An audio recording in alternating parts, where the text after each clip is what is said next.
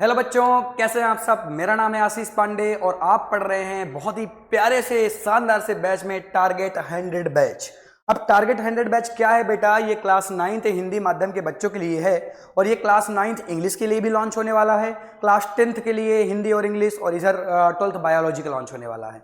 ये जो बैच है बेटा, इस पूरे बैच में मैं आपको फ्री बायोलॉजी, यानी बायोलॉजी कह रहा हूँ, फ्री साइंस पढ़ाने वाला हूँ इधर तो, और क्लास 12th की केवल बायोलॉजी पढ़ाने वाला हूँ, और क्लास 10th में भी पूरी की पूरी साइंस में पढ़ाने वाला हूँ। पूरी की पूरी साइंस पढ़ाते दौरान मैं आपको पीपीटी दूंगा, मैं आपको क्वेश्चन प्रैक्टिस दूंगा, मैं आपको टेस्ट पेपर दूंगा, साथ ही साथ में फ्री नोट्स भी दूंगा। ये सारी चीजें आपको इस टारगेट 100 बैच में बेटा फ्री मिलने वाली हैं। रेगुलर वीडियो अपलोड होंगे। एक बार मैं टाइम बता देता हूं कि बेटा टाइम कैसे मैंने रखा है, इसको ध्यान से देखिएगा थोड़ा सा। ये टाइमिंग, हाँ, आज का जो टॉपिक है पहले बता देता हूं बेटा। आज का जो टॉपिक है वो चैप्टर नंबर पहले का हमारे आसपास के पदार्थ, जिसमें हम पढ़ने वाले हैं पदार्थ क्या होते हैं, पदार्थों के गुण क्या होते हैं और पदार्थों की अवस्थाएं क्या होती हैं। बेटा ये चैप्टर नंबर पहला है और चैप्टर नंबर पहले का ये लेक्चर नंबर पहला है और इसके बेटा ये टॉपिक्स हैं। ये क्या है बेटा, टॉपिक्स है, ठीक है। इन टॉपिक्स पर हम बात करने वाले हैं, ऐसे ही करके हम लेक्चर्स को देखेंगे। ओके चलो ठीक है, अब आगे बढ़ता हूं। एक बार मैं टाइमिंग क्लियर कर लेता हूं आपके साथ कि क्या टाइमिंग रहेगी।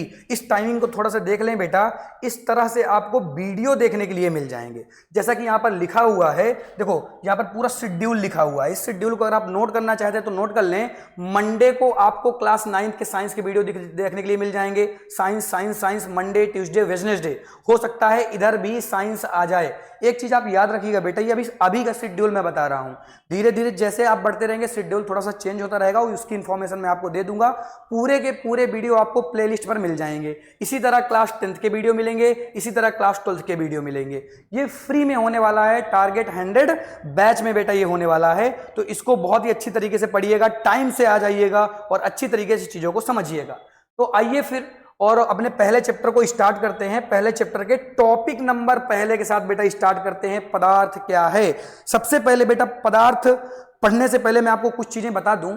इस चैप्टर का नाम बेटा क्या है, इस चैप्टर का नाम है, अगर आप ध्यान से देखेंगे इस चैप्टर का नाम इसमें लिखा हुआ है बेटा, और चैप्टर का नाम क्या है, हमारे आसपास के पदार्थ। बेटा पदार्थ को हम लोग इंग्लिश में क्या कहते हैं, इस चीज को आप जरूर याद रखिएगा। इसको बेटा हम इंग्लिश में कहते हैं मैटर। क्या बोलते हैं बेटा, मैटर। अब कई बार मैं मैटर मैटर बोलूंगा तो ये मत समझ लेना कि मैटर हो गया क्या। अरे भैया मैटर का मतलब होता है पदार्थ। क्या होता है बेटा, मैटर का मतलब होता है पदार्थ। हिंदी माध्यम के बच्चों के लिए बड़ा थोड़ा सा गड़बड़ी हो जाती है कभी कभी, है इंग्लिश वाले टर्म्स उनको याद नहीं होते हैं। कोई दिक्कत वाली बात नहीं है बेटा, आप धीरे धीरे जब याद करेंगे ना सारी चीजें याद हो जाएंगी। ओके ठीक है। और यहां तो आपको पूरा पूरा वीडियो हिंदी माध्यम के बच्चों के लिए मिलने वाला फ्री में, और ऐसा कोई बंदा नहीं जिसने यूट्यूब में बहुत ही अच्छी तरीके से शानदार तरीके से पूरे के पूरे वीडियो पढ़ाए हो, पूरा सिलेबस खत्म किया हो। हम सब कुछ टाइमली खत्म करेंगे बेटा, और ये शेड्यूल में आएगा, मैंने बता दिया आपको। ठीक है चलो फिर अब स्टार्ट करेंगे अपने चैप्टर को। सबसे पहले बेटा इस चैप्टर में ही लिखा हुआ है हमारे आसपास के पदार्थ। तो सबसे पहले मेरा दायित्व ये बनता है कि मैं तुम्हें बेटा ये समझा दूं कि पदार्थ क्या होते हैं। मैं तुम्हें क्या समझा दूं बेटा, ये समझा दूं कि पदार्थ क्या होते हैं। पदार्थ को बेटा मैंने क्या कहा था, एक बार मैं रिपीट करता हूं, पदार्थ को मैंने मैटर कहा था बेटा। ठीक है, तो सबसे पहले मैं ये बताऊंगा आपको कि मैटर क्या होते हैं। यहां पर चीजें लिखी भी हुई हैं कि मैटर क्या होते हैं बेटा। आओ समझते हैं मैटर क्या है। देखो पहले डिफिनेशन समझ लो। पहले क्या समझ लो, डिफिनेशन समझ लो। जो स्थान घेरता हो, जो स्थान घेरता हो तथा तथा जिसके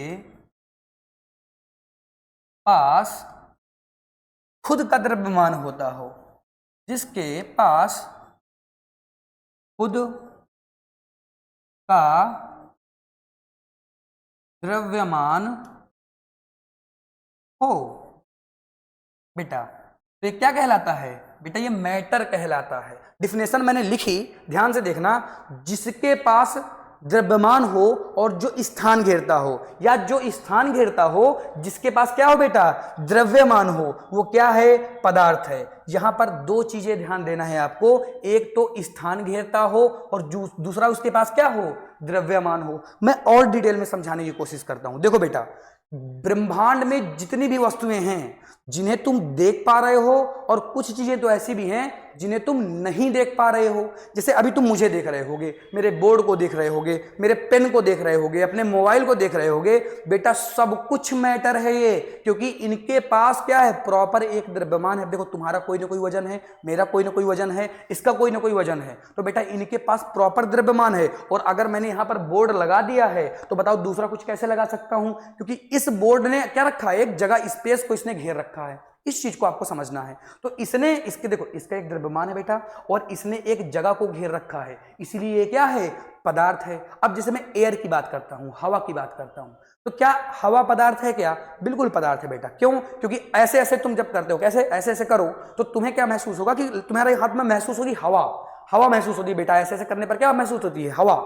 यानी हवा ने क्या कर रखा है बेटा, यहाँ पे एक स्थान घेर रखा है, और तुम जब ऐसे करते हो बेटा तो तुम हवा को डिस्टर्ब कर रहे हो, तो तुम्हें वो महसूस हो रही है। यानी हवा भी क्या घेरती है, स्थान घेरती है। तो अगर मैं आपको एग्जाम्पल की बात करूं, अगर मैं आपसे ये कहूं बेटा पदार्थ क्या है, तो चलो अब पदार्थ क्या है। पदार्थ बेटा मैं हूं। पदार्थ क्या है बेटा, पदार्थ मैं हूं। पदार्थ मेज है, पदार्थ टेबल है, पदार्थ बोर्ड है, पदार्थ एयर है, ETC। इसी तरह करके सभी चीजें जो स्थान घेरती हों, जिनके पास द्रव्यमान होता हो बेटा, वो पदार्थ कहलाती हैं। क्वेश्चन ये है सर कि इस तरह तो सब कुछ पदार्थ हो जाएगा। हाँ हाँ हो जाएगा, कोई डाउट नहीं है इसमें। तो क्या पदार्थ नहीं है? अब आपसे ये क्वेश्चन अगर पूछ लिया जाए बेटा कि क्या पदार्थ नहीं है, तब आप इसका क्या आंसर देंगे? सोचो सोचो, क्या है, क्या ऐसी चीजें हैं जो पदार्थ नहीं है? जिस भी बच्चे को आ रहा हो बेटा वो कमेंट करेगा। क्या करेगा बेटा? कमेंट करेगा। दरअसल मैं भी देखना चाहता हूं कि इन बच्चों को यह पता है कि क्या पदार्थ नहीं। देखो ब्रह्मांड में उपस्थित सभी वस्तुएं जो स्थान घेरती हों, जिनके पास द्रव्यमान हो, वो सब पदार्थ हैं। तो क्या पदार्थ नहीं है बेटा? क्वेश्चन ये है आपसे। तो बेटा पदार्थ क्या नहीं है मैं बताता हूं। पदार्थ बेटा लगाव नहीं है। पदार्थ क्या नहीं है सर? ये लगाव क्या होता है? लगाव, ये लगाव का मतलब नहीं समझ में आया सर। जरा सर थोड़ा सा एक्सप्लेन करेंगे क्या इसको? बिल्कुल करेंगे बेटा। लगाव का मतलब ये होता है दोस्ती। लगाव का मतलब ये हो गया दोस्ती वाला लगाव। कौन सा वाला लगाव? दोस्ती वाला लगाव बेटा हो गया। फिर मैं कहूंगा कौन सा लगाव? प्यार वाला लगाव हो गया। चलो ठीक है, प्यार वाला लगाव हो गया। इस तरह करके लगाव की बात करते हैं। मेरा लगाव तुम्हारे साथ है, मेरा लगाव ऑफलाइन वाले बच्चों के साथ ज्यादा है, मेरा लगाव ऑनलाइन वाले बच्चों के साथ ज्यादा है। ऐसे करके जब मैं बात करता हूं बेटा, ये लगाव की बात करता हूं, दोस्ती की बात करता हूं। अब ये पदार्थ क्यों नहीं है बेटा? एक बात बताओ, तुम्हारे 4-5 दोस्त होंगे, क्या तुमने कभी आज तक ऐसी कंपेयर की कि तुमने कहा हो ये दोस्त जो मेरा है इससे मेरी 4 किलो की दोस्ती है, और ये दोस्त जो मेरा है इससे मेरी 2 किलो की दोस्ती है? ऐसा तो आपने नहीं कहा होगा। अरे आपने ऐसा तो नहीं कहा कभी कि मैं अपने मम्मी से 5 किलो का प्यार करता हूं और अपने पापा से 10 किलो का प्यार करता हूं क्योंकि पापा मेरे लिए रोज समोसे लाते हैं। बेटा ऐसी बात नहीं होती यहाँ पे। हम किलो, ये कोई सब्जी मंडी तो नहीं है कि हम इन चीजों को किलो के भाव में बेचेंगे। इनका कोई भी द्रव्यमान नहीं होता, और ये कोई भी बेटा स्थान नहीं घेरती हैं। छोटा सा दिल है हमारे पास, इतना सारा लगाव कहां से रख पाएंगे? इतने सारे लोगों से कैसे जुड़ पाते फिर? तो इस बात को ना, यानी मैं ये कहना चाहता हूं बेटा कि जो पदार्थ नहीं है उसके पास क्या नहीं होगा? ना ही उसके पास कोई स्थान घेरने की प्रॉपर्टी होगी, और ना ही उसके पास क्या होगा? द्रव्यमान होगा। जैसे लगाव हो गया, दोस्ती हो गया, प्यार हो गया, और क्या हो गई बेटा? और नफरत। नफरत का मतलब जानते हो? नफरत का मतलब होता है बेटा नफरत, मतलब तुम मुझसे गुस्सा हो गए हो, अब तुम मुझसे नफरत करने लगे, तुम मुझसे पढ़ना ही नहीं चाहते हो। तो ये सब चीजें क्या है बेटा? ये सब चीजें नफरत को दर्शाती हैं। क्या? गुस्सा। अच्छा बेटा गुस्सा भी कह रहे हो क्या? चलो ठीक है भैया, गुस्सा भी लिख देते हैं। बड़ा गुस्सा आता है तुम लोगों को, तो चलो गुस्सा को भी लिख देते हैं। तो बेटा ये जो चीजें मैंने यहाँ पे लिख दी बेटा, ये जो चीजें मैंने यहाँ पे लिख दी, ये पदार्थ नहीं है। एक बार आप इसका स्क्रीनशॉट ले लें और अपनी अपनी नोट्स में इस चीज को उतार लेंगे, ठीक है? बाकी आपको नोट्स प्रॉपर बेटा मिलती रहेंगी। आपको मैंने यहाँ पर 2 चीजें बताई बेटा, पदार्थ क्या है और पदार्थ क्या नहीं है। अब हम बात करने वाले हैं कि पदार्थों के गुणों की बात करने वाले हैं बेटा। किसकी बात करने वाले हैं? पदार्थों के गुणों की बात करने वाले हैं। पदार्थों के गुण क्या है सर, इसका मतलब पहले समझा दीजिए कि हम ये पदार्थों के गुणों में किसकी बात करने वाले हैं। देखो बेटा, मैं एक टीचर हूं, मेरी एक प्रॉपर्टी है कि मैं कैसे पढ़ाता हूं, मैं चीज़ों को कैसे एक्सप्लेन करता हूं। अभी मैं एक्सपेरिमेंट भी आपको कराऊंगा, तो यानी मैं एक्सपेरिमेंट भी कराता हूं। ये सब बेटा मेरे गुण हो गए। इसी तरह कोई जो पदार्थ है बेटा, उनकी भी तो कोई ना कोई प्रॉपर्टी होती होगी, उनके तो भी भैया कोई ना कोई गुण होते होंगे जिससे तुम पहचानोगे कि ये पदार्थ है। होते होंगे कि नहीं होते होंगे? बिल्कुल होते होंगे। तो सबसे पहला जो गुण बेटा पदार्थों में देखने के लिए मिला, सबसे पहला गुण जो पदार्थों में देखने के लिए मिला वो ये है कि पदार्थ छोटे छोटे कणों से मिलकर बने होते हैं। पदार्थ बेटा क्या होते हैं? छोटे छोटे कणों से मिलकर बने होते हैं। सर कण कैसे होते हैं? आ जाओ देखते हैं, बनाते हैं, चीजों को सीखते हैं। मैंने बेटा यहाँ पे क्या बना दिया, यहाँ पे मैंने एक पदार्थ बना दिया। ये मैं कह रहा हूं एक मैटर है बेटा, this is a matter. Matter मतलब होता है पदार्थ। इसको मैंने कहा कि ये एक तरीके का क्या है बेटा, ये एक तरीके का मैटर है। बेटा ध्यान से समझना, हर एक चीज समझ में आएगी, कहीं पर कोई भी प्रॉब्लम नहीं होगी। ध्यान से समझना, मैंने ये एक मैटर बना दिया। अब बेटा ये जो मैटर है ना, ये जो मैटर है बेटा, ये छोटे छोटे कणों से मिलकर बना होगा। ऐसे ऐसे कण होंगे इनमें, ऐसे ऐसे क्या होंगे बेटा, ऐसे ऐसे कण होंगे, और ऐसे ढेर सारे कणों से मिलकर, ऐसे ढेर सारे कणों से मिलकर क्या बना होगा, मैटर बना होगा। एक बार मैं इनको फिल कर देता हूं बेटा। ऐसे ही डायग्राम बना बना के चीज़ों को सीखेंगे। आप भी अपनी नोट्स में बना लीजिएगा, हर एक चीज़ आपको मिलेगी यहाँ पर, फ्री में मिलेगी। आज हमें एक एक्सपेरिमेंट भी करना है बेटा, तो एक्सपेरिमेंट तक रुके रहिएगा। बहुत ही तगड़ा एक्सपेरिमेंट है, डिफ्यूजन का एक्सपेरिमेंट है, ठीक है। चलो तो इसको मैं भर देता हूं पहले। एक कण कुछ ज्यादा ही बना दिए क्या मैंने, बहुत देर लग रही है भरने में। चलो ये हमने क्या बना दिए बेटा, ये हमने पदार्थों के कण बना दिए।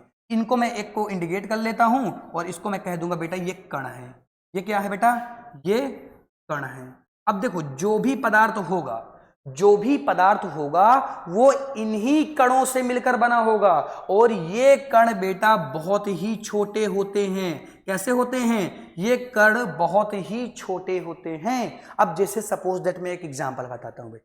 रोटी बनानी है तुमको, क्या बनाना है, रोटी। तो रोटी अगर बनानी है बेटा तब तुम्हें आटा लेना पड़ेगा, और आटा में क्या होते हैं, छोटे छोटे कण होते हैं। साथ में मिला दोगे एक रोटी बन जाएगी। तो वैसे ही बेटा तो मैटर है कि मैटर छोटे छोटे कणों से मिलकर बनता है। बिना कणों से मिलकर मैटर कैसे बन जाएगा? एक एग्जांपल और बताता हूं, एक्सप्लेन करता हूं। मेरी बॉडी है, मैं जब मां के गर्भ में था तब मैं केवल एक कोशिका था। जब मैं मां के गर्भ में था तब मैं केवल एक कोशिका था बेटा, और आज इतना बड़ा शरीर आपको दिख रहा है, हैवी शरीर दिख रहा है। तो बेटा ये कैसे हो गया, ये कैसे हो गया? ग्रोथ हुई बेटा। मेरे जो मैटर थे, मैटर के जो कण थे वो बढ़ते गए बढ़ते गए, और कण क्या थे, कोशिकाएं। मेरी कोशिकाएं लगातार बढ़ती गई और मैं ग्रोथ कर गया। यानी ये जो कण हैं जितने ज्यादा होंगे उतना ही हैवी मैटर होगा, उतना ही भारी मैटर होगा। समझ रहे हो मेरी बात को? हाँ सर समझ रहे हैं, बहुत बढ़िया तरीके से समझ में आ गया। पहला क्या था बेटा, पहला यह है कि पदार्थों के कण बहुत छोटे छोटे होते हैं और पदार्थ कणों से मिलकर बने होते हैं बेटा। पदार्थ यहां पर ये लिख देना बेटा, पदार्थ जो होते हैं, कलर चेंज करके लिख देता हूं अच्छी तरीके से।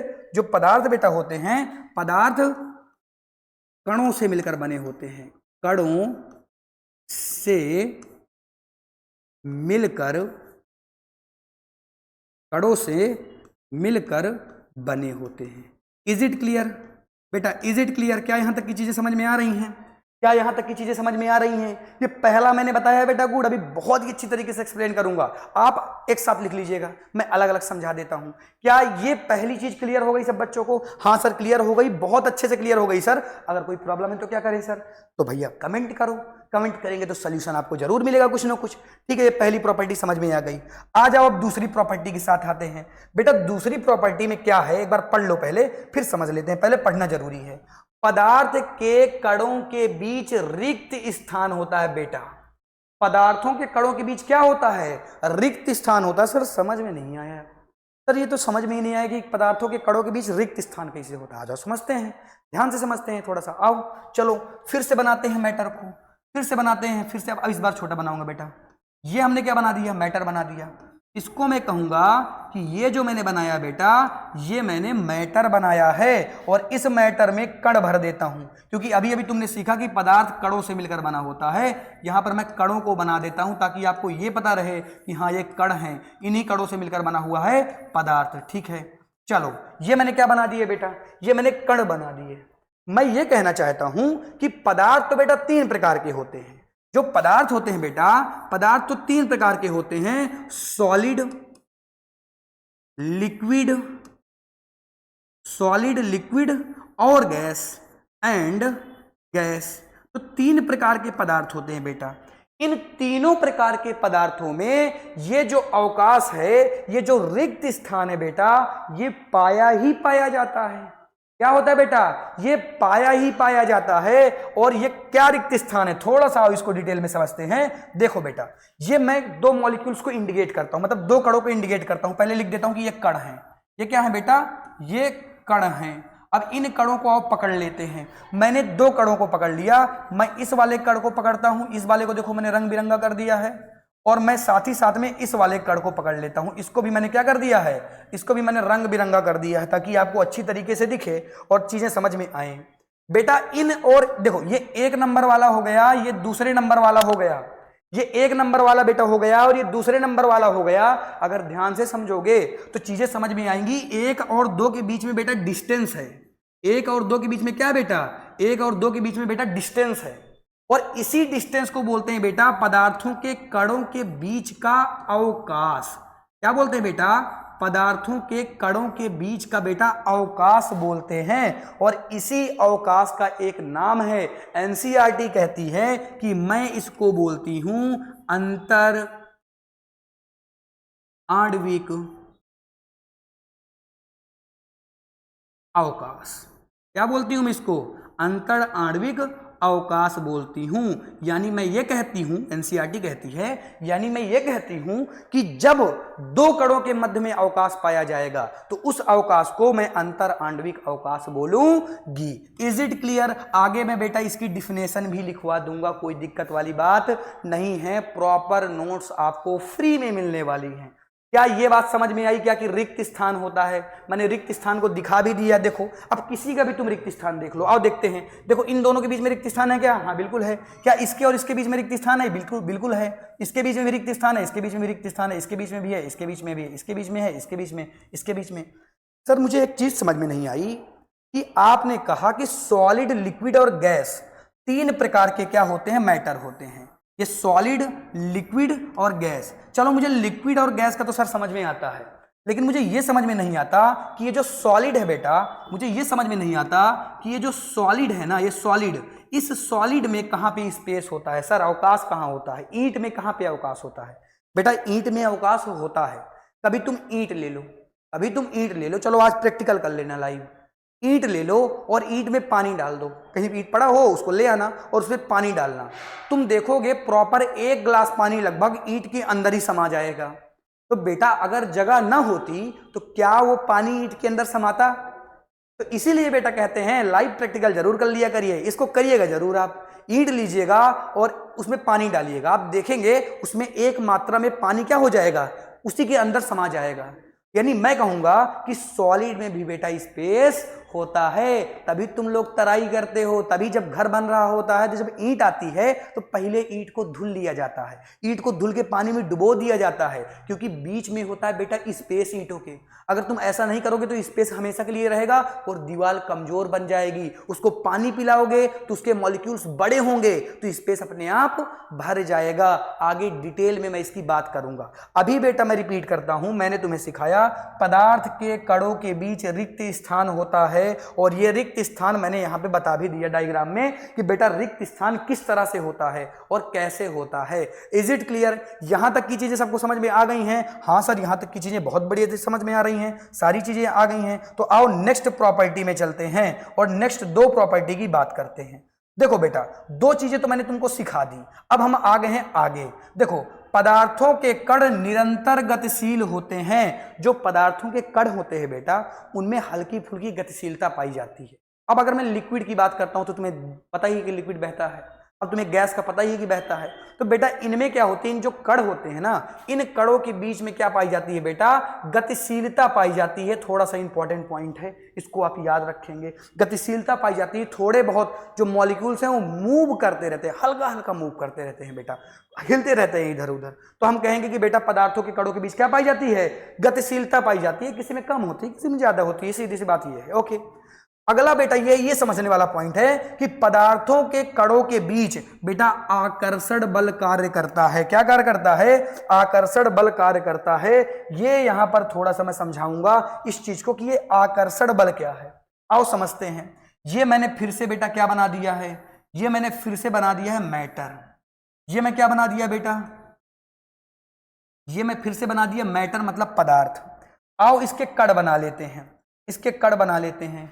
ये मैंने क्या बना लिए बेटे, ये मैंने बच्चा कर बना लिया कण, ये पदार्थों के कण बना लिया। अब देखो इसको थोड़ा सा रंग कर लेते हैं ताकि पता चल जाए दो चीजों को किसको इंडिकेट कर रहे हैं। आ जाओ, इसको और इसको मैंने क्या किया, इंडिकेट कर दिया है। यहाँ ये पता चल जाए कि मैं बात किसकी कर रहा हूँ आखिरकार। इन दो मॉलिक्यूल्स की मैं बात कर रहा हूँ, किसी की भी तुम कर सकते हो, कोई दिक्कत वाली बात नहीं है कि इन्हीं को करना है। ये पहला नंबर मॉलिक्यूल हो गया और ये दूसरा नंबर बेटा मॉलिक्यूल हो गया। मैंने एक मैटर बनाया है, मैंने कुछ कण बनाए हैं और उन कण में मैं 1 नंबर 2 नंबर वाले की बात कर रहा हूं ताकि तुम्हें यह पता चल जाए कि हाँ इससे चीजें सीखनी है अपने को। इन कणों के बीच में बेटा एक तरीके का आकर्षण बल कार्य करेगा जिनकी वजह से ये आपस में जुड़े रहते हैं, जिनकी वजह से ये आपस में जुड़े रहते हैं। जबकि हवा का देखो तो अगर गैस का देखो तो गैस के जो बल होते हैं बहुत ही कमजोर होते हैं, इसलिए वो उड़ जाती है अपने आप। लेकिन क्या ये बताओ, क्या जो तुम्हारा पानी है वो अपने आप उड़ जाता है? क्या उड़ता है, इवेपोराइजेशन होता है लेकिन बहुत ही स्लो होता है। तो यानी पानी तो अपने आप नहीं उड़ जाता है कि ऐसे खोला तुमने पानी, ऐसे बोतल का पानी का टैप खोल दिया तो वो अपने आप पानी उड़ गया, ऐसा नहीं होता बेटा। क्यों नहीं होता? क्योंकि इन कणों के बीच काम करता है बेटा एक तरीके का आकर्षण बल। क्या काम करता है बेटा? एक तरीके का यहां पर काम करता है आकर्षण बल, आकर्षण बल। यहां पर बेटा एक काम करता है आकर्षण बल। अब ये आकर्षण बल क्या है? दो मॉलिक्यूल्स के बीच लगने वाला बल बेटा। क्या है? दो मॉलिक्यूल्स के बीच, इनके बीच जो बल काम करेगा, इनके बीच जो बल कार्य करेगा, इनके बीच जो क्या काम करेगा, इनके बीच जो बेटा बल कार्य करेगा, इसी बल को हम बोलते हैं कि पदार्थों के बीच में ये आकर्षण बल लग रहा है। इसको बोलते हैं अंतः आणविक बल। क्या बोलते हैं बेटा? अंतः आणविक बल। अब आगे हम बात करेंगे, इसको मैं लिखवा भी दूंगा, दिक्कत वाली बात नहीं है। मैंने 4 पॉइंट यहाँ पे बेटा समझा दिए। चारों पॉइंट सब बच्चों को समझ में आने चाहिए, चारों पॉइंट अच्छे से समझ में आ जाने चाहिए। एक बार लिख लो बेटा यहाँ पे, ये सारी नोट्स आपको मिल जाएंगी, स्क्रीनशॉट लेते रहो। ठीक है, मैं हट गया, ले लिया स्क्रीनशॉट तुम लोगों ने, चलो ठीक है, अच्छी बात है कि ले लिया तुम लोगों ने। चलो आगे बढ़ें बेटा, ठीक है आगे बढ़ें। अब आगे बढ़ते हैं। अब आगे हमें क्या सीखना है? आगे हमें जाना है बेटा अगले टॉपिक में, जहां पर हम बात करने वाले हैं पदार्थ की अवस्थाओं के बारे में। किसकी बात करने वाले हैं? पदार्थ की अवस्थाओं के बारे में।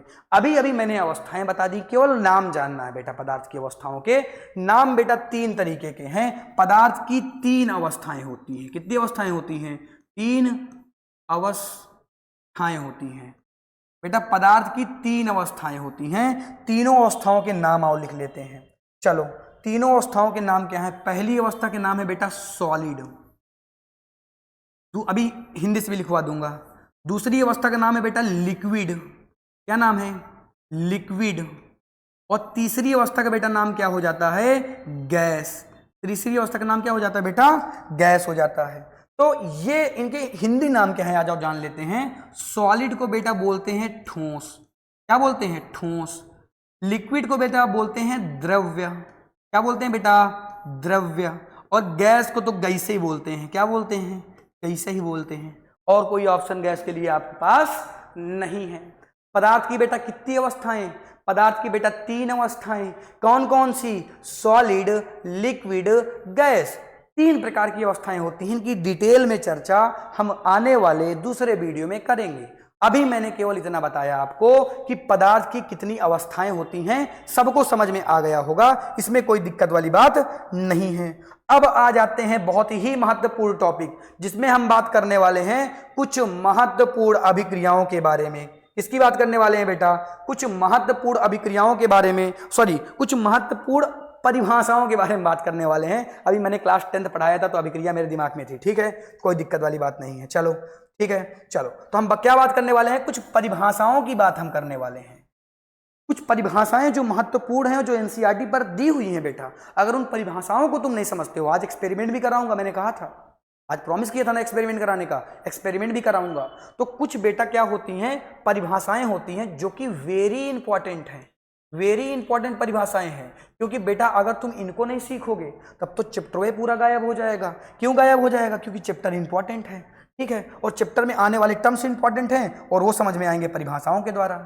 चलो ठीक है, ये परिभाषा आती है, सबसे पहली डिफिनेशन हम देखने वाले हैं, डिफ्यूजन यानी विसरण क्या होता है। नाम ही तुमने पहली बार सुना है सर, ये तो नाम ही हमने पहली बार सुना है। ये इस तरह का कुछ होता है, इसके बारे में तो हमें कुछ पता भी नहीं था कि ये विसरण क्या है। सर दूर दूर तक हम नहीं जानते कि विसरण क्या है। कोई बात नहीं बेटा, तुम नहीं जानते तो मैं बताऊंगा, इसी के लिए तो मैं आया हूं और एक्सपेरिमेंट करके बताऊंगा।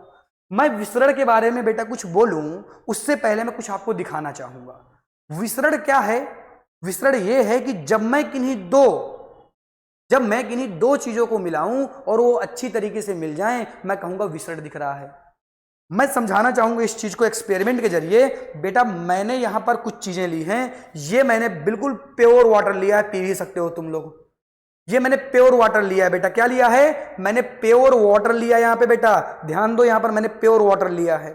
अगर इस प्योर वाटर में मैं बता रहा हूं बेटा डिफ्यूजन क्या होता है, मैं बता रहा हूं विसरण क्या होता है, इसके बारे में मैं तुमको क्या करवा रहा हूं बेटा, इसके बारे में मैं तुम्हें प्रयोग करवा रहा हूं। क्या करवा रहा हूं बेटा? इसके बारे में मैं तुम्हें प्रयोग करवा रहा हूं ताकि तुम समझ सको, तुम कॉन्सेप्ट के साथ अपनी अंडरस्टैंडिंग बिठा सको।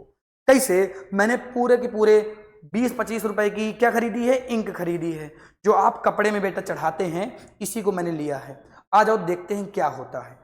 ये मेरा सिंपल सा वाटर है, ये इंक है। इस इंक को इस वाटर में जब मैं डाल देता हूं, 2 ड्रॉप मैंने इसमें डाल दिया, ये मैंने 2 ड्रॉप डाल दिया। अब तुम इस इंक के मिलने की प्रोसेस को बेटा देखो, तुम इस इंक के मिलने की प्रोसेस को बेटा देखो, ध्यान से देखो इस चीज को कि कैसे मिल रहा है। जरा ध्यान से देखना, आ जाओ इसको दिखाता हूं मैं कैसे मिल रहा है। देखो ध्यान से, क्या दिख रहा है क्या बेटा? सबको दिख रहा है क्या? आई होप दिख रहा होगा बेटा। ये जो देखो नील मिल रही है, कितना गजब तरीके से देखो नील मिल रही है। देखो थोड़ा सा कितना गजब तरीके से नील मिल रही है बेटा। ये जो है ना, ये जो एग्जाम्पल हो जाता है बेटा, ये डिफ्यूजन के एग्जाम्पल हो जाता है। यानी मैंने क्या लिया था? मैंने सिंपल वाटर लिया था, मैंने उसमें इंक ऐड कर दिया और इंक इस वाटर में अपने आप मिलने लगी बेटा। मैंने अभी कुछ नहीं किया, ये अपने आप मिल रही है। मतलब यहां पर विसरण हो रहा है बेटा। यहां पर क्या हो रहा है? विसरण हो रहा है। जब मैंने इंक को वाटर में डाल दिया तो मैंने देखा बेटा, क्या देखा? मैंने ये देखा कि यहां पर क्या हो रहा था? विसरण हो रहा था। अब इसकी डिफिनेशन आ जाओ देख लेते हैं। इसकी डिफिनेशन क्या है बेटा? इसकी डिफिनेशन सामने आपको दिख रही होगी। डिफिनेशन पढ़ लेते हैं। 2 या 2 से अधिक पदार्थ, 2 या 2 से अधिक पदार्थों के कणों का अंतः मिश्रित होना। कहना यह चाहता है बेटा कि जब आपके पास 2 या 2 से अधिक पदार्थ रहेंगे, उनके कण जो रहेंगे ये क्या हो जाएंगे? ये अंतः मिश्रित हो जाएंगे। कहने का मतलब ये है एक दूसरे से अच्छी तरीके से मिल जाएंगे। तो इसी को हम कहते हैं मिश्रण, सॉरी विसरण। अब देखो आ जाओ एग्जाम्पल की बात कर लेते हैं। उदाहरण में तुम लिख सकते हो पानी प्लस नमक। अच्छा बताओ, पानी में नमक मिलाते हो कि नहीं नमक मिलाते हो? क्या तुम्हारे पानी में नमक नहीं मिलता क्या? अगर नहीं मिलता तो पानी खराब है तुम्हारा, ठीक है। अब पानी और नमक के मिश्रण को हम कह देते हैं कि ये एक तरीके का विसरण है। क्या है बेटा? विसरण है। जब तुम पानी में नमक ऐड करते हो तो नमक अपने आप पानी में मिल जाता है बेटा। कैसे होता है? क्योंकि वहां पर क्या हो रहा होता है? विसरण हो रहा होता है बेटा। और एग्जाम्पल लिख लेते हैं, पानी प्लस शक्कर, पानी प्लस शक्कर यानी चीनी लिखता हूं, चीनी बेटा। चीनी खाने का मन तो नहीं कर रहा है? चीनी का नाम सुन के मन न भटके, समझो। आ जाओ देखो, विसरण में हमने क्या सीखा? 2 या 2 से अधिक पदार्थ रहेंगे, उनके कण जो हैं वो अंतः मिश्रित हो जाएंगे। अंतः मिश्रित का मतलब यह है एक दूसरे के ऊपर घुल जाएंगे बेटा। इन्हीं को हम कहते हैं क्या कहते हैं बेटा? इन्हीं को हम कहते हैं विसरण यानी डिफ्यूजन। क्या मैं सही हूं? क्या आपको चीजें समझ में आ रही हैं? क्या पढ़ने में मजा आ रही है? एक बार कमेंट ड्रॉप करना है आपको। कमेंट जरूर करना है, लाइक सब्सक्राइब वस्क्राइब ये सब आपके ऊपर डिपेंड करता है, आपको अच्छा लगेगा आप कर देंगे, बट एक कमेंट करना है कि हाँ सर कैसा लगा वीडियो, कैसा लगा, देखने में क्या है, एक फीडबैक आपको देखना है, जो कि मेरे लिए बहुत ज़्यादा इंपॉर्टेंट हो जाती है, क्योंकि फीडबैक से बेटा हम लोग चलते हैं। ठीक है, चलो ये चीज़ समझ में आ गई। अब अगली चीज़ में आते हैं बेटा। अगली चीज़ हमारी क्या थी? अगला हमारा आ जाता है संपीड़न, संपीड़िता, कंप्रेसिबिलिटी बोलते हैं बेटा इसको। क्या बोलते हैं? कंप्रेसिबिलिटी बोलते हैं, संपीड़िता बोलते हैं। बहुत ही इंपॉर्टेंट सा टॉपिक है, कई बार पूछा जाता है कि संपीड़न क्या है। पहले मैं प्रैक्टिकल करके दिखाऊंगा, फिर मैं आपको बताऊंगा संपीड़न क्या है। बेटा मेरे पास एक बॉटल है, मेरे पास क्या है बेटा? मेरे पास एक बॉटल है, देखो आ जाओ, ये मेरे पास एक बॉटल है। इस बॉटल को मैं दबाता हूं, आ जाओ। इस बॉटल को मैंने तेजी से दबाया, पेन रख देता हूं फिर मैं दिखाता हूं। इस बॉटल को मैंने तेजी से दबाना स्टार्ट किया। अब इस बॉटल को तेजी से दबाने के बाद, इतना बल लगाने के बाद, इसके बाद ये दब नहीं रही है। तो बेटा जितना इसको मैंने दबा दिया ना, उतना मैंने इसको कंप्रेस कर दिया। भाई दबाने का मतलब क्या है? जब मैंने बॉटल को पकड़ा और इसको मैंने क्या किया, जितनी ताकत लगा के दबाया, तो कुछ ना कुछ ये बॉटल क्या हुई, ये प्रेशर के कारण क्या हुई, दबी। लेकिन बेटा पूरी तरीके से नहीं दबी, यानी ये एक पॉइंट तक तो संपीड़ित हुई, इसके बाद ये संपीड़ित नहीं हुई। मतलब संपीड़न क्या है बेटा? संपीड़न जब हम किसी पदार्थ को लेकर उसमें दाब लगा देते हैं, और दाब लगाने के बाद जितना वो संपीड़ित हो जाता है बेटा, उसी को हम संपीड़िता बोलते हैं। क्या यहां तक की चीजें सबको समझ में आई? आओ इसको थोड़ा सा मैं डिटेल में समझाता हूं, अच्छी तरीके से समझाता हूं। संपीड़न क्या है बेटा, आ जाओ। देखो जैसे सपोज दैट तुमने क्या लिया, एक ग्लास ले लिया। देखो ये एक ग्लास ले लिया, ये एक कंटेनर है, मान लो तुमने ले लिया। इस कंटेनर में गैस भरी हुई है। मैं पहले से इंडिकेट करना चाहूंगा कि बेटा यहां पर गैस भरी हुई है, और गैस के मॉलिक्यूल थोड़ा सा दूर दूर बेटा रहते हैं, ऐसे करके ऐसे मॉलिक्यूल रहते हैं, ऐसे रहते हैं, ऐसे रहते हैं। ऊपर से तुमने इसकी क्या बंद कर रखी है, कैप बंद कर रखी है, नहीं तो गैस है बेटा, गैस उड़ जाएगी, गैस उड़ जाएगी। अब इसमें अगर तुम क्या लगा दो, इसमें तुम कंप्रेस कर दो इसको। कैसे कंप्रेस करोगे? आ जाओ, इस तरह से बेटा कंप्रेस करेंगे कि ये इस तरह से, फिर से मैं मॉलिक्यूल्स को लेता हूं, यहां पर मैं कुछ कंप्रेस करने के लिए लगा देता हूं, यहां पर मॉलिक्यूल्स होंगे, और इसको क्या करता हूं मैं, नीचे की तरफ दबाता हूं ऊपर से प्रेशर लगा के। तो होगा क्या बेटा, जो मुझे फाइनल में रिजल्ट देखने के लिए मिलेगा, वो कुछ ऐसा देखने के लिए मिलेगा कि जो मेरा कंटेनर था वो तो ये था, ऊपर से मैं प्रेशर लगा रहा था कंटेनर में, ऊपर से मैं प्रेशर लगा रहा था, ये प्रेशर लगाने वाला बना देता हूं, इससे मैं प्रेशर लगा रहा था। इस प्रेशर के कारण ये प्रेशर कहां पे आ गया, यहां तक प्रेशर मैंने लगाया। तो हुआ क्या बेटा, हुआ क्या कि जो मॉलिक्यूल्स थे वो अब नीचे बैठ गए, सारे मॉलिक्यूल्स। भैया ऐसे कैसे हो गए कि नीचे बैठ गए? मैं रिपीट करता हूं, ध्यान से देखना। फ्री वाले मॉलिक्यूल्स कुछ ऐसे थे, जब मैंने ऊपर से प्रेशर लगाना अप्लाई किया तो ये मॉलिक्यूल्स नीचे की तरफ दबने लगे। अब प्रेशर लगाते लगाते मैं इसको कहां पे ले आया, प्रेशर लगाते लगाते बेटा इसको मैं इधर ले आया, नीचे तक ले आया, तो पूरे मॉलिक्यूल्स नीचे बैठ गए। मतलब ये मॉलिक्यूल्स क्या हो गए, ये मॉलिक्यूल्स संपीड़ित हो गए बेटा, इनमें संपीड़न हो गया, इनमें कंप्रेसिबिलिटी हो गई, तभी ये देखने के लिए मिल रहा है। क्या मैं क्लियर हूं? क्या चीजें समझ में आ रही हैं? क्या सारी चीजें समझ में आ रही हैं? हाँ सर बहुत बड़ी समझ में आ रहा है। चलो फिर आगे बढ़ते हैं। ये चीज समझ में आ गई तो अब डिफिनेशन देख लेते हैं बेटा। डिफिनेशन कहां पे आ गई? डिफिनेशन ये आपकी आ गई। डिफिनेशन क्या है? दाब लगाकर किसी वस्तु, दाब लगाकर किसी पदार्थ के आयतन को कम करना, दाब लगाकर किसी पदार्थ के आयतन को कम करना संपीड़न कहलाता है बेटा। क्या कहलाता है? संपीड़न कहलाता है। अभी मैंने इसी चीज को आपको समझाया, आपको दाब लगाना है तो उसका आयतन कम हो जाएगा, मतलब जितना पहले था उससे वो कम हो जाएगा। इसी प्रोसेस को हम बोलते हैं संपीड़न, इसी प्रोसेस को हम बोलते हैं संपीड़िता, कंप्रेसिबिलिटी। क्या यहां तक की चीजें आपको क्लियर हैं? बढ़िया समझ में आ रहा है? कोई दिक्कत परेशानी वाली बात नहीं है? ठीक है सर, बढ़िया समझ में आ रहा है, हम सारी चीजें समझ रहे हैं, तो आ जाओ फिर आगे चलते हैं। अब हम आगे आ जाते हैं। अब हम आ गए हैं नेक्स्ट वाली डिफिनेशन के साथ। इसकी बात तो मैंने कर ली थी, मुझे केवल डिफिनेशन बतानी थी।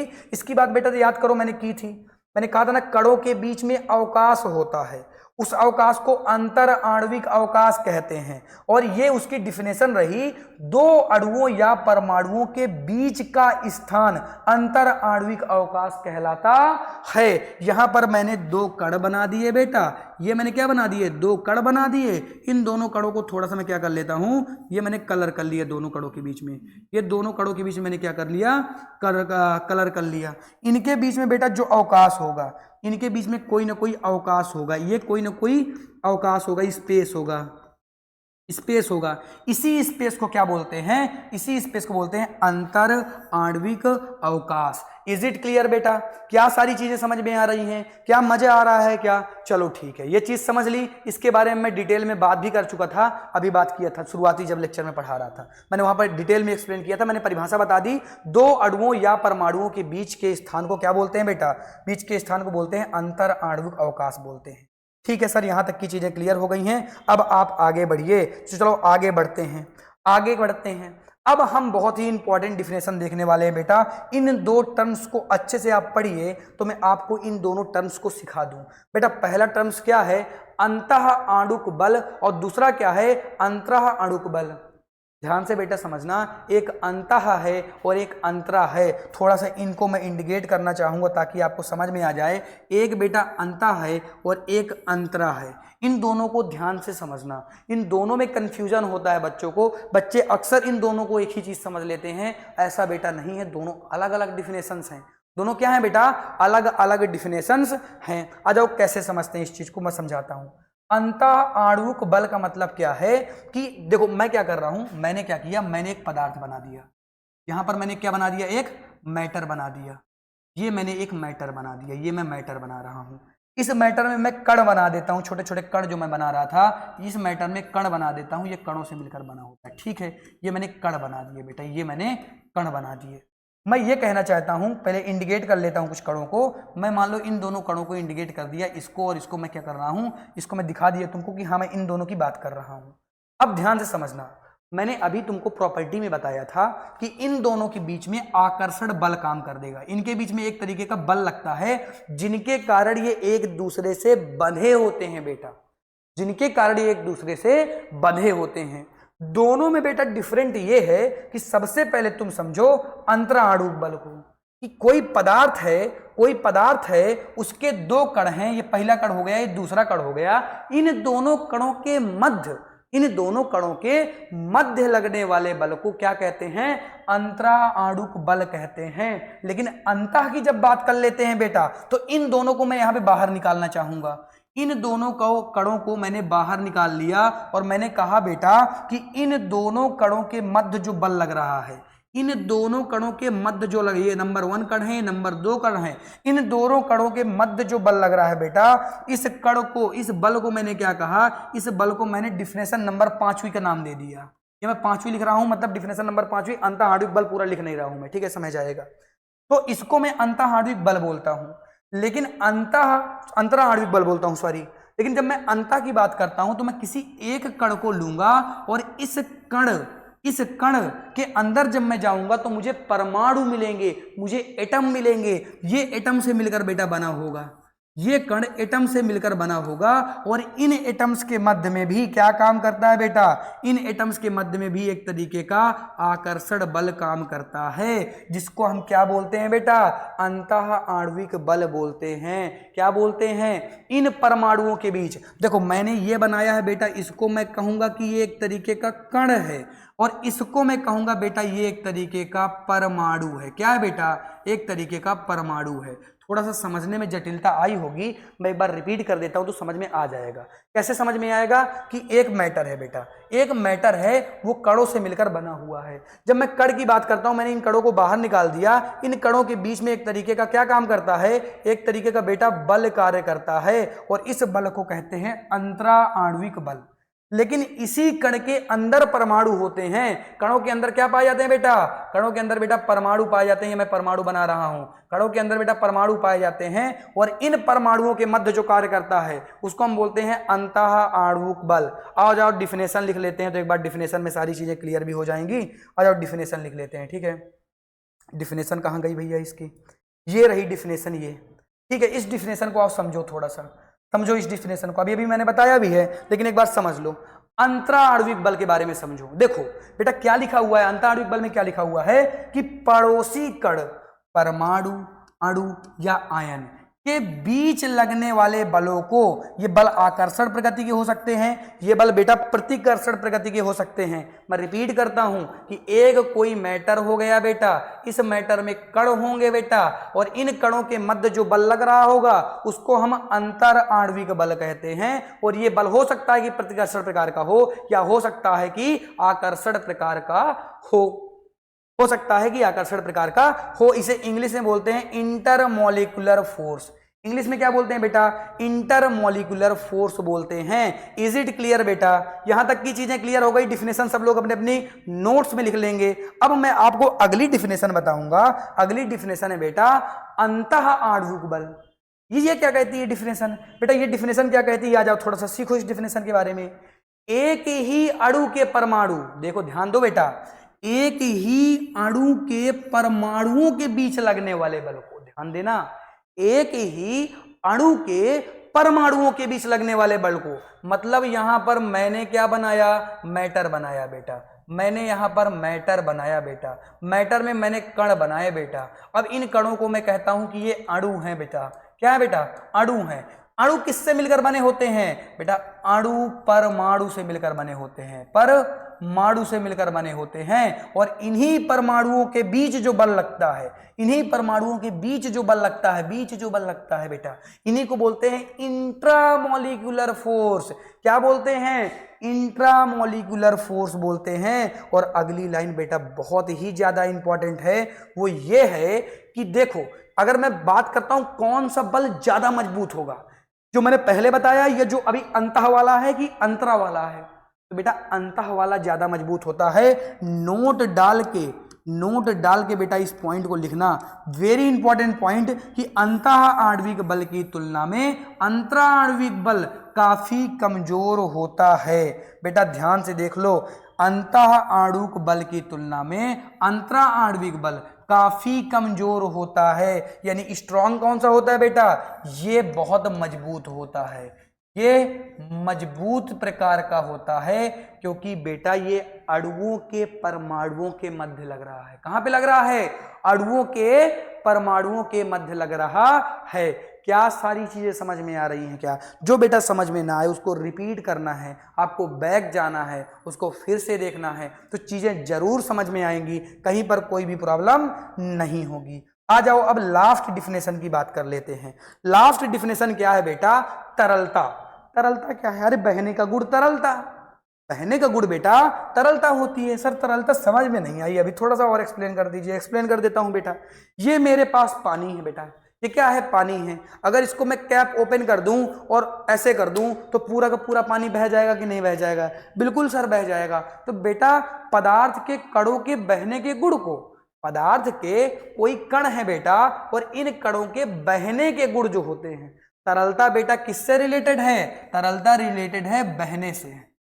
बहने से रिलेटेड है बेटा। अगर तरलता है तो मैं कहूंगा कि पदार्थ के कण बहते हैं, और अगर तरलता नहीं है तो मैं कहूंगा पदार्थ के कण नहीं बहते होंगे। जैसे पदार्थ तीन प्रकार के होते हैं, अभी भी मैंने बताया कि एक होता है आपका सॉलिड, एक होता है आपका लिक्विड, और एक होता है आपका गैस। तीन प्रकार के पदार्थ होते हैं। तीनों प्रकार के पदार्थों के नाम मैंने आपको बता दिए। अब मैं कहूंगा सबसे ज्यादा कौन बहता है? सबसे ज्यादा बेटा गैस बहती है। सबसे ज्यादा गैस बहती है। छोटी थोड़ी सी गैस पूरे रूम में फैल जाती है, बहुत ही कम समय में पूरे रूम में फैल जाती है। तो सबसे ज्यादा कौन फैलती है? गैस, फिर इसके बाद लिक्विड, फिर इसके बाद सॉलिड। यानी सबसे कम कौन होता है बेटा? सबसे कम सॉलिड होता है। सबसे कम सॉलिड होता है। और सबसे ज्यादा कौन बहता है? मैक्सिमम कौन बहता है बेटा? मैक्सिमम कौन बहता है? मैक्सिमम गैस बहती है। गैस का तो कोई सेंस ही नहीं है। गैस छोड़ दो, मजे ही मजे आ रहे हैं भाई, ऐसा काम मत करना, ठीक है? चलो ठीक है, आ जाओ। तो आज हमने यहां तक की चीजें बेटा पढ़ ली। यहां तक की चीजें सभी को समझ में आई होंगी, किसी को कोई भी प्रॉब्लम नहीं होगी। आई होप सारी चीजें बहुत ही स्मूथ चली होंगी। थोड़ा बहुत अगर इधर उधर हुआ हो बेटा, आपको रिपीट करना है, वीडियो को देखना है, तभी चीजें समझ में आएंगी। ऐसे ही मैं पूरा का पूरा कोर्स आपको पढ़ाने वाला हूं। फ्री में पढ़ाने वाला हूं, बहुत सारी चीजें मैं आपको फ्री में देने वाला हूं। बेटा चैनल से जुड़ जाएं, चीजों को देखते रहें, लगातार चीजों को समझें। कहीं पर कोई भी प्रॉब्लम होती है मुझसे पूछते रहें कि सर ये चीज समझ में नहीं आई, सर यहाँ पे प्रॉब्लम है, ये चीजें हैं, तो मैं लगातार आपसे बेटा कनेक्ट रहूंगा। बहुत ही जल्द मैं कुछ ऐसा लॉन्च करूंगा जिससे आप मुझसे डायरेक्ट कनेक्ट हो पाएंगे।